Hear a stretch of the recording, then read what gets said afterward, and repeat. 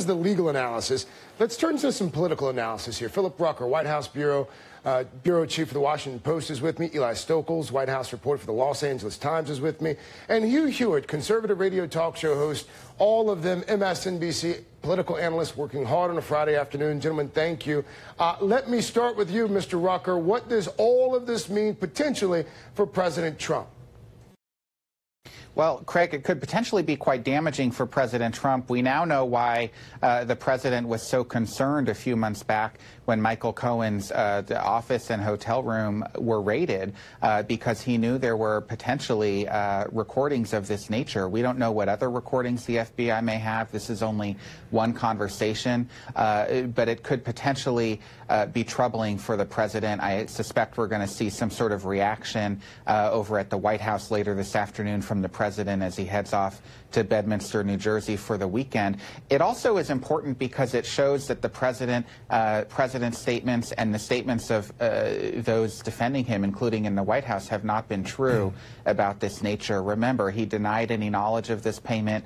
He denied, at one point, denied even the affair itself, and now, of course, he's been recorded on tape discussing it. With his lawyer. I think you're alluding to Hope Hicks. Hope Hicks, when she was campaign spokeswoman, she said the affair was, her word, quote, untrue.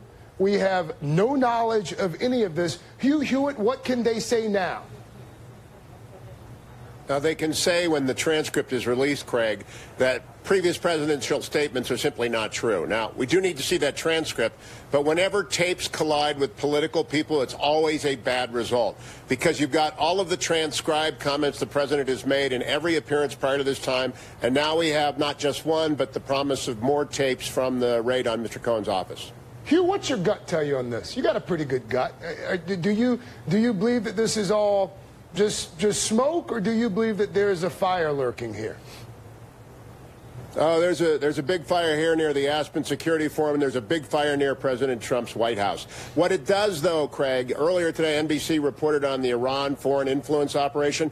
The entire week was designed to build people up to know that Iran was attack our infrastructure to justify the exit from the JCPOA, and now this story has stepped on that completely. Again, for folks who have not been following this story perhaps as closely as we all have, we're talking about Karen McDougal here, and just a reminder, here she is in her own words with Anderson Cooper on 60 Minutes just a few months ago. What everyone sees on TV, I didn't see in that man, because that man was very sweet, very respectful, very loving, very kind and caring. If Melania Trump was watching this, what would you want her to know? It's a tough one. Or say to her. Yeah, what can you say except, I'm sorry. I'm sorry. I wouldn't want it done to me. I'm sorry. Eli, how do they spin this now? How does the White House try and spin a story like this? I don't know exactly how they'll spin this or if they'll respond to the specifics of the affair. I was talking to people who were working on the campaign at the late stages in the fall of 2016 earlier, and they said, you know, it was just sort of taken for granted that there were going to be issues with women coming forward, and that Michael Cohen would, it was his job basically to fix them. If they respond to this today the way that the White House has to other things like this that have cropped up, you may see them express frustration that the special counsel investigation seems to be going far beyond the scope of just looking at the questions of the election and the election interference, possible collusion questions, that this is of a whole nother sort of realm of inquiry into the president's personal life, and they may argue to the public, to the court of public opinion anyway, that it's just going too far. As far as Michael Cohen, I've talked to people him today, and they say, you know, as loyal as he seemed to be to President Trump, the fact that he recorded conversations, everyone knew that, but the fact that he recorded his conversations with Trump might have been an indication now that we can see it, that tells you that even at the time he knew that maybe he had to protect himself given what Trump was asking him to do. And I think the White House, the deepest fears of the president, the people around him, his legal team, is not knowing what other tapes may have come out of that raid on Michael Cohen's office. Along those lines, Signs, the raid that tapes Michael Avenatti, who, of course, represents Stormy Daniels. He was on our air last hour, and he spent some time talking about precisely what you were just talking about. Take a listen. The biggest problem for the president, and I've been saying this for some time, is that Michael Cohen is one of, or was one of the world's great evidence hoarders, in that he rarely threw anything away. He maintained past cell phones. He maintained multiple audio recordings. He maintained documents, emails, and text messages. And from an evidentiary standpoint, that is a very, very bad thing for the president. Michael Avenatti's characterization of Michael Cohen there as an evidence hoarder. Philip Rucker, how concerned should that make Team Trump? Very concerned.